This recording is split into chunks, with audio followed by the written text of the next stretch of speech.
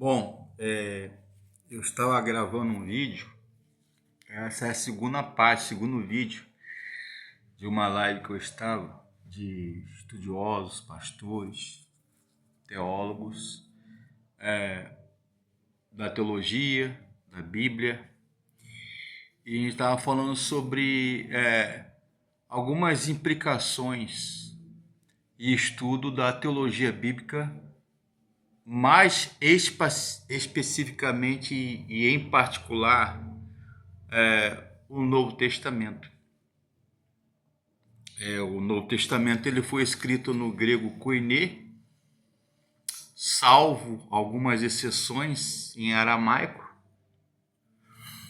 E, por exemplo, a parte de Mateus, o Evangelho de Lucas, o grego de Lucas é um pouco diferente do grego demais sinóticos, os evangelhos Mateus, Marcos, Lucas e o Evangelho de João, que fala acerca da pessoa de Jesus, fala da divindade e deidade de Jesus, a natureza de Jesus, o ministério de Jesus, a pessoa de Jesus, a mensagem do reino.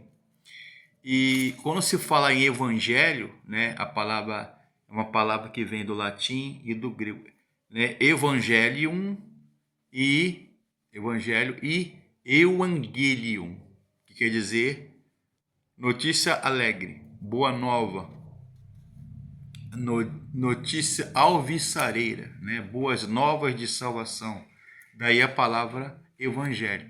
Não é só privilégio da Bíblia. A palavra evangelium, que é boa nova, notícia alegre, geralmente eram os pronunciamentos e documentos oficiais do Império Romano na época de Jesus, primeiro século, quando uma autoridade, um governante, um procônsul,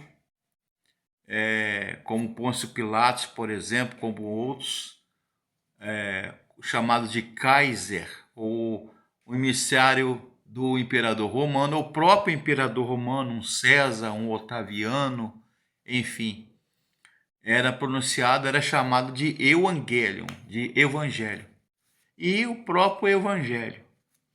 E os evangelhos falam acerca do reino de Deus, porque quando se fala em reino de Deus e reino dos céus, porque existem passagens que falam reino de Deus e reino dos céus? Por uma razão simples. Havia ali uma prática dos judeus, dos hebreus, de não pronunciar o nome de Deus em vão. O nome autêntico do Velho Testamento, o nome original em hebraico do nome de Deus. Por isso que eles evitavam falar reino de Deus.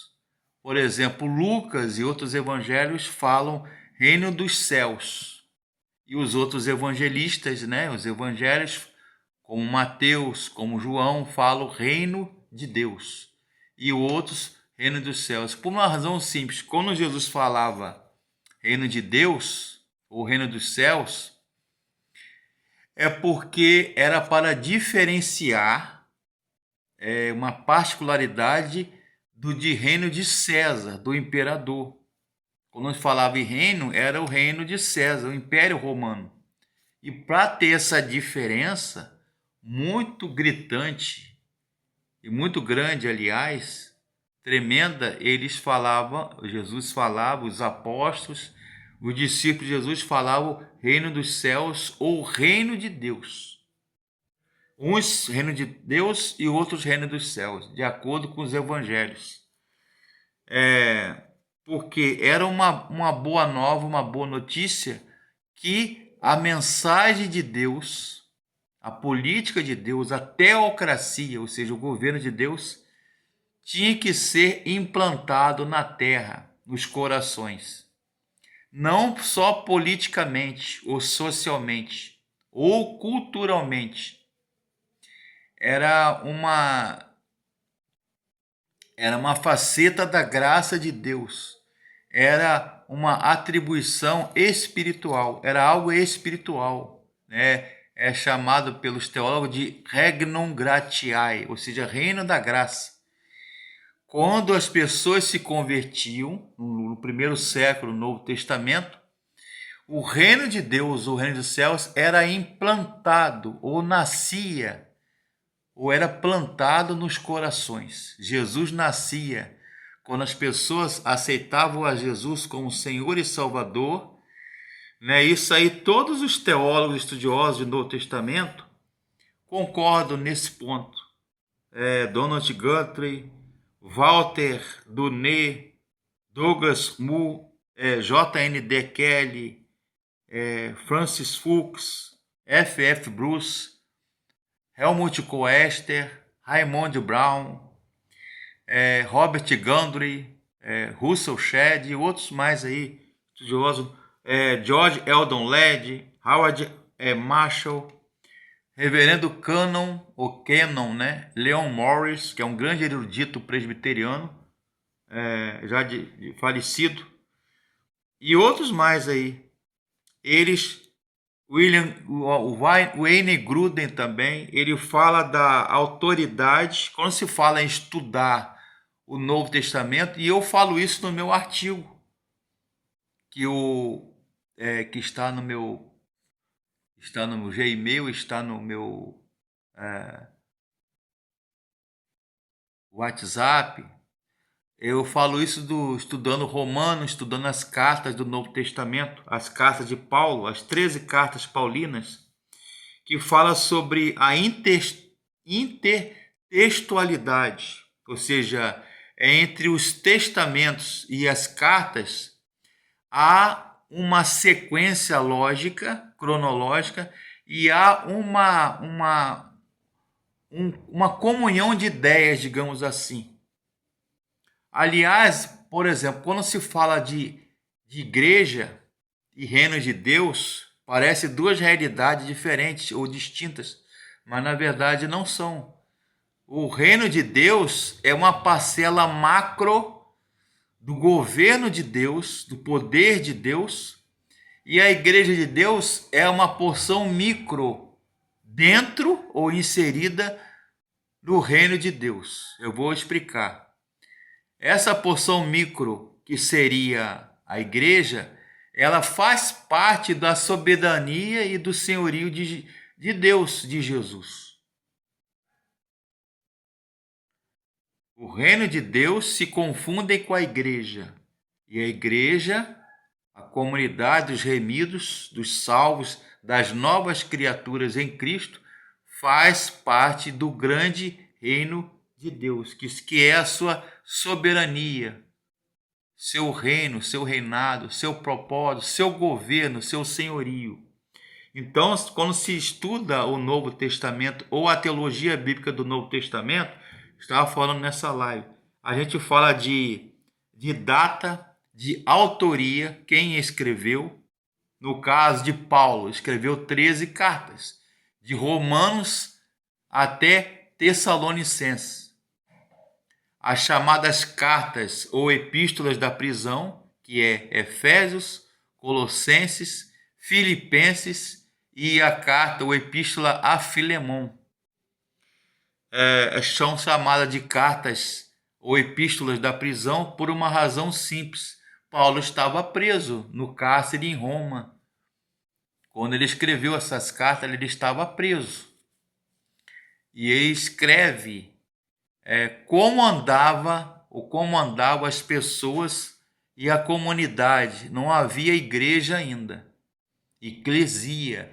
Aliás, até a palavra igreja, eclesia, que quer dizer assembleia, que vem da cultura grega helênica, né? Associação voluntária, reunião, assembleia, igreja, eclesia, que vem da palavra grega ekalen, os chamados para fora. Literalmente, igreja quer dizer isso, os chamados para fora. No Novo Testamento, por exemplo, Mateus, Evangelho de Mateus, só existe duas palavras em Mateus: igreja. O próprio Jesus fala igreja, mas quando Jesus fala igreja, e reino de Deus no Evangelho de Mateus, registrado nas palavras de Jesus, ele, quando pensa em igreja, Paulo também, nas suas cartas, ele pensa numa comunidade de fé, de pessoas salvas, nascidas de novo, novas criaturas convertidas em nome de Jesus, que aceitaram Jesus como Senhor e Salvador, de pessoas livres, libertas salvas para salvar, libertas para libertar.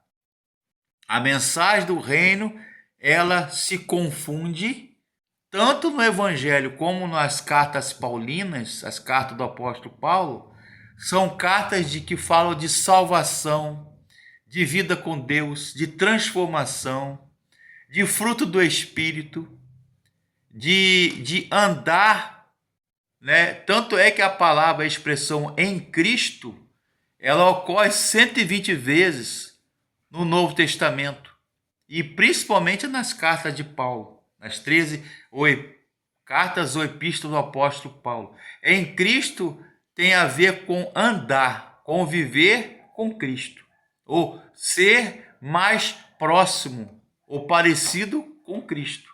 Daí a palavra Cristo, pequenos cristos, Crestos ou Cristo, seguidores de Cristo.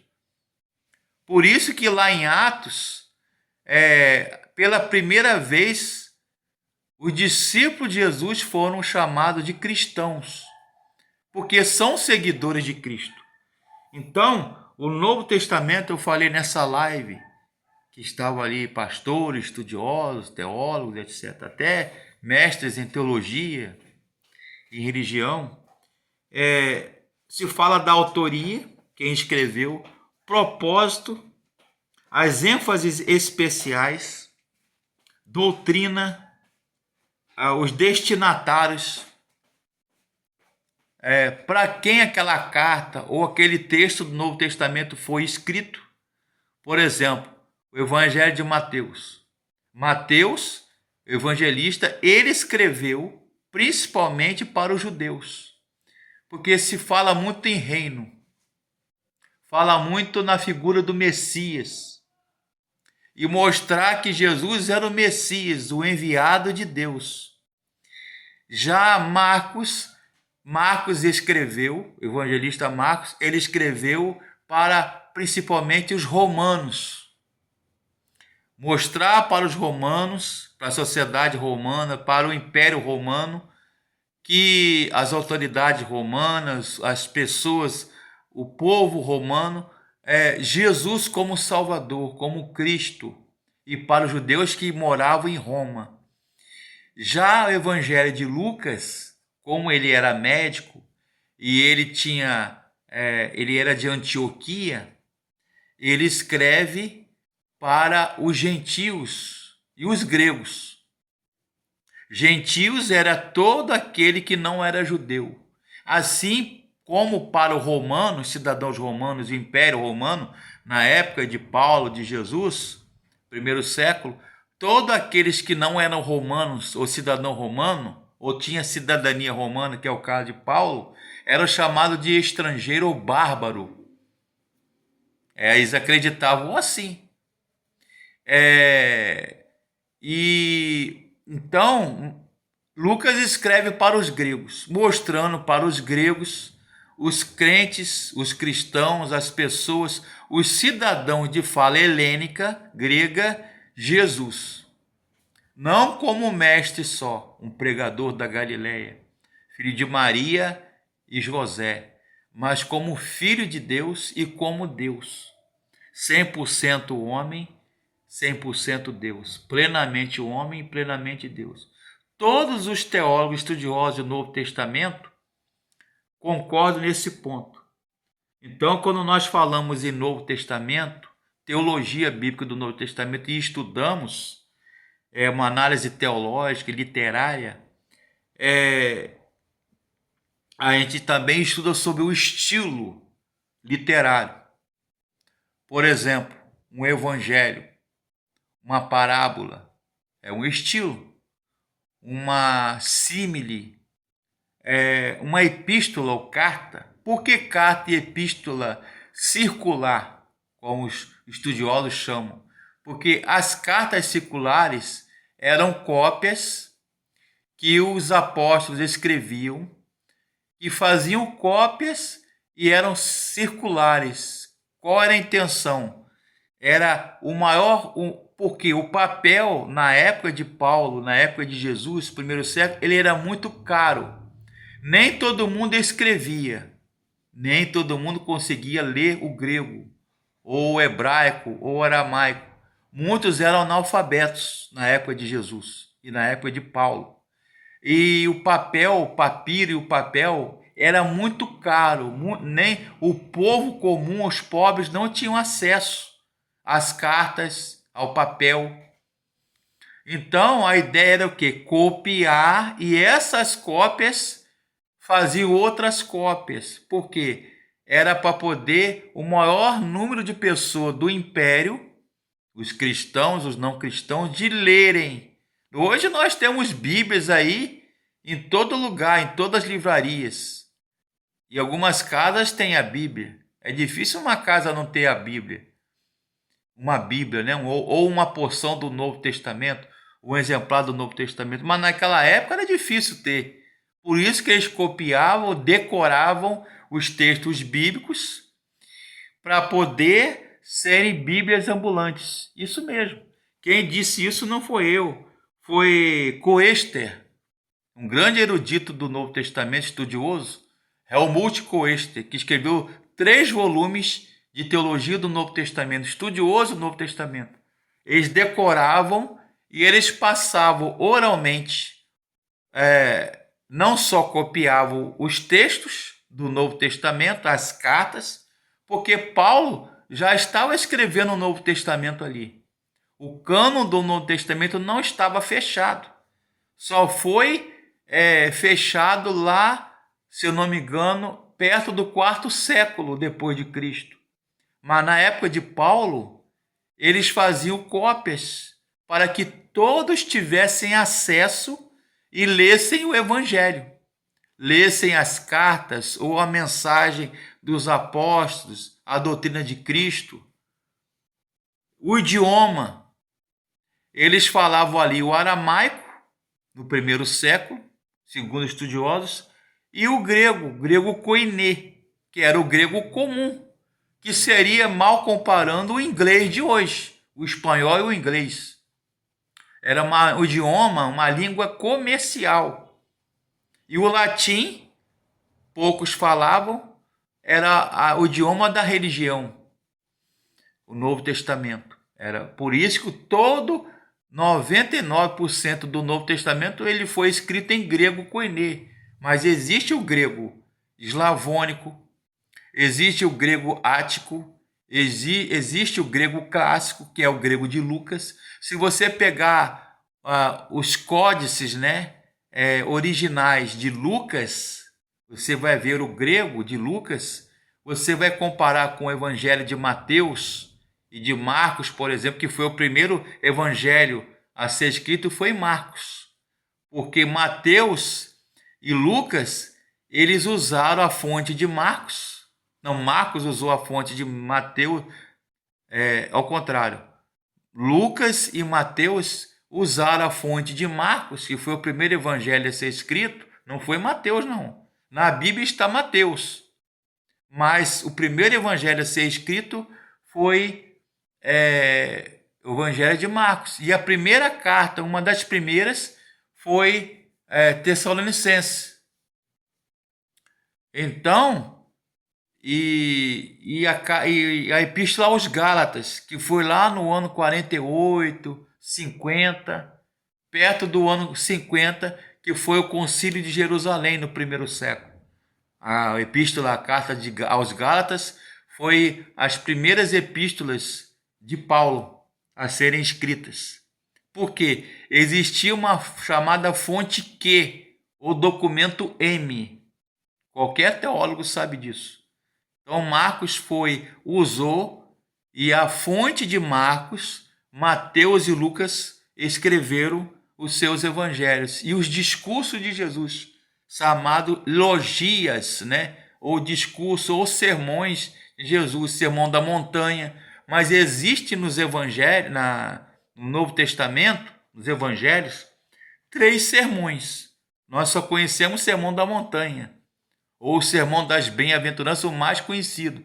Mas são 3 sermões. Existe o sermão da montanha, as bem-aventuranças, o sermão do jardim, do sepulcro, e existe o sermão da praia, quando Jesus estava lá no barco, pregou ali na pesca milagrosa, que os discípulos pescaram peixes ali, houve aquele milagre, a multiplicação dos peixes, dos pães, é chamado e conhecido pela teologia como o sermão da praia. E existe o sermão do sepulcro, o sermão do jardim, quando Jesus pregou ali para Maria Madalena, Maria de Magdala ou Madalena, quando ele ressuscitou. Sermão do jardim ou do sepulcro. São 3 sermões no Novo Testamento conhecidos pela teologia.